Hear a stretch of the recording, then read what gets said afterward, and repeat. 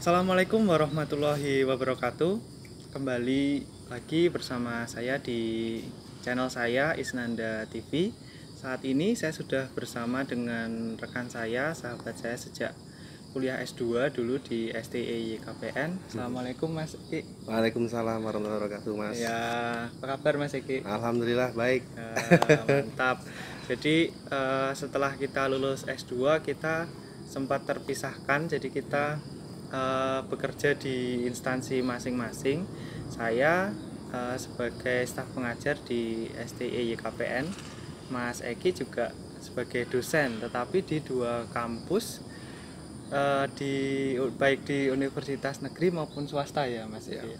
Masih belajar, Mas. Wah, mantap sekali. Semoga kita berdua sama-sama segera S3 nanti ya. Amin, insyaallah. Amin, insya Allah. Nah, karena kebetulan kita sudah bertemu dengan Mas Eki, nah saya sebenarnya ingin sharing-sharing tentang pengalamannya Mas Eki ini, karena sebelum S2 dulu Mas Eki ini pernah bekerja sebagai pegawai di perusahaan yang cukup besar, yaitu di bank dan juga di leasing, bahkan pernah menjabat sebagai kepala cabang gitu.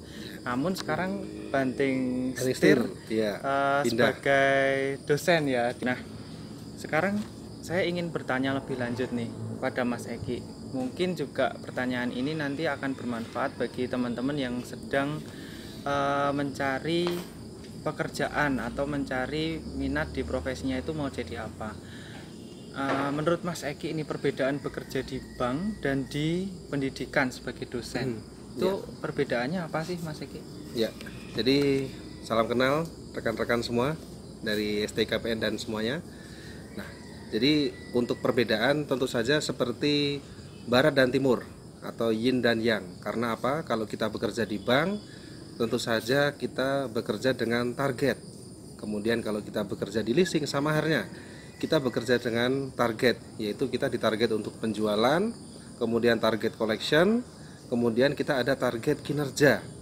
Nah, lalu kalau di dunia pendidikan atau dunia di kampus, itu kita bekerja targetnya adalah saya bisa memastikan saudara bisa mengerti apa yang saya ajar. Nah, tentu saja itu adalah dua hal yang berbeda, seperti kita melakukan kegiatan ke kiri dan ke kanan secara bersamaan, itu nggak bisa. Nah, kenapa saya harus banting setir? Karena saya merasa saya itu kepingin ketika bekerja itu bisa sekaligus beribadah. Nah, kenapa harus beribadah? Nah, jadi saya tidak mau hanya beribadah seperti kita pada umumnya saja, beribadah sebanyak 5 waktu atau setiap minggu, atau ya kita seperti ke masjid, ke gereja dan sebagainya. Saya tidak.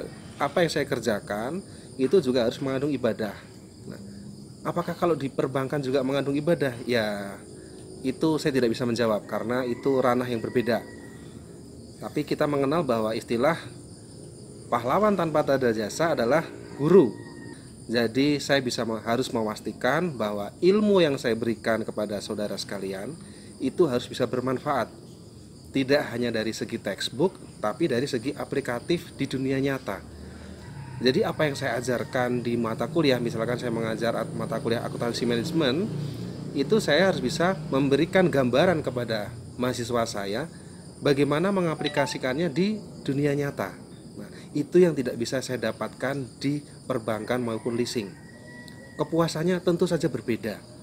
Nah, kalau di perbankan itu ketika selesai satu masalah itu konsumennya sudah goal atau sudah mendapatkan pencairan laba, selesai.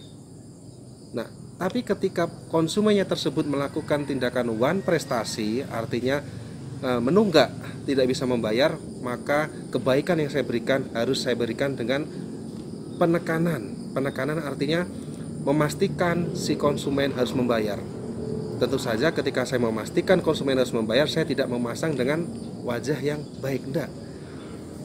Harus dengan wajah yang disetting seperti wajah yang ya, saudara bisa menjawab. Bisa serem juga ya Mas Eki? Harus. Jadi kalau saya datang ke sana dengan baby fish, bukan fish ya, fish. Ya, itu nggak akan membayar. Kalau tidak membayar, maka nanti saya ketika sampai di kantor, maka saya akan dihajar atau dipush, nah bahasanya sudah beda ya. Jadi akan dipush oleh atasan saya. Kenapa konsumen A tidak membayar? Padahal itu adalah tanggung jawab saya. Sekalipun saya di posisi branch manager, saya akan dipush oleh area manager memastikan kondisi NIPD atau net investment past due-nya kantor saya kenapa tidak bisa tercapai.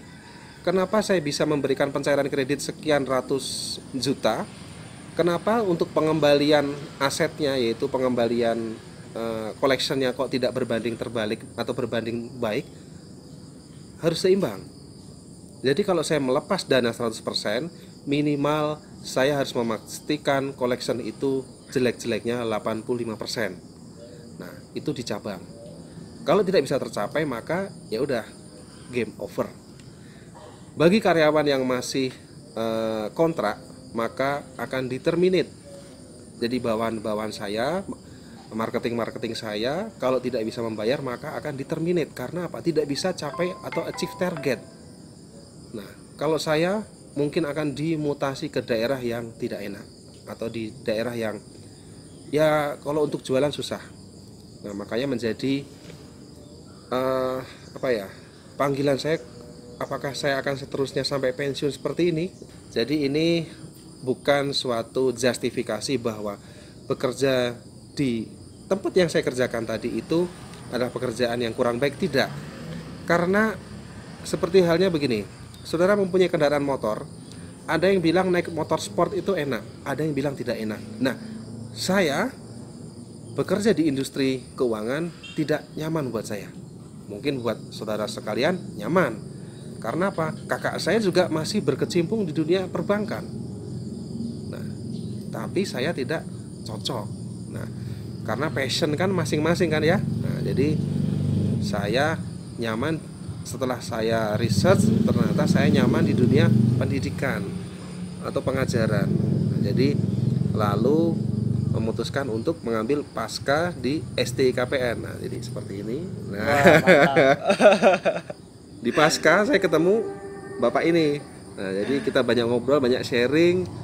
Saya sudah lupa karena sekian tahun tidak pernah belajar. Berkat Bapak ini saya bisa merewind pemikiran-pemikiran yang dulu sudah sempat hilang, jadi bisa belajar lagi. Saya push, saya pokoknya harus cum laude. Tapi tidak. Jadi meleset. Yang cum laude Bapak ini. Jadi ya, yang penting alhamdulillah saya lulus dalam waktu 1,5 tahun. Karena saya join program, dulunya mengambil PPA. Nah, jadi karena join program saya 1,5 tahun lulus. Lalu saya mengabdikan diri di dunia pendidikan. Jadi gitu, Mas Isnanda. Terima kasih atas paparannya, Mas Eki. Ya, jadi semoga sharing pengalaman tadi bisa bermanfaat untuk rekan-rekan yang menonton, mungkin sedang berpikir mau bekerja di industri apa seperti itu. Nah, jadi boleh saya tambahkan? Boleh, silahkan. Jadi kadang untuk pembekalan saya memberikan gambaran begini. Kalau saudara bingung akan besok bekerja apa, caranya adalah kunjungi job fair. Nah, di kampus kita atau di kampus STIE ada job fair. Walaupun saudara belum lulus, saudara bisa jalan-jalan. Ya. Jadi jalan-jalan, dilihat kira-kira itu range pekerjaannya itu seperti apa, gajinya seperti apa, apakah cocok dengan profil saya. Karena bekerja itu passion. Ikuti aja passionnya kemana, jalani, jangan berdasarkan katanya. Nah, saya cerita di perbankan itu seperti itu, wah itu nggak cocok buat saya, tapi siapa tahu cocok buat saudara. Nah, jadi bekerja itu harus nyaman, karena biar apa? Biar sekaligus dapat gaji juga mendapatkan kenyamanan. Seperti saudara punya teman dekat maksudnya. Nah, kalau ada teman dekat berdua kemana-mana nggak nyaman, rasanya kan garing, ya kan? Nah, tapi dengan keadaan nyaman tadi itu tidak bisa kita pukul rata, karena setiap orang mempunyai kenyamanan masing-masing. Jadi caranya, walaupun masih semester 1, ketika ada job fair datang. Nah, nanti akan ketemu passionnya di mana. Siap, terima kasih banyak Mas Eki atas saran-sarannya untuk para penonton. Baik, kita masih akan lanjut ke video kita selanjutnya. Namun sebelum kita lanjut, kalau misalnya saudara berkenan untuk mendukung channel kita berdua, boleh klik channelnya Mas Eki Ataris Sanjaya ya, Mas? Ya, Ataris Sanjaya nanti ada nih di situ.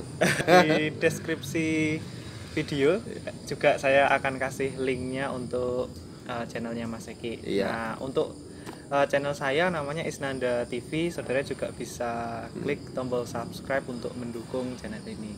Terima kasih, sampai ketemu di video selanjutnya.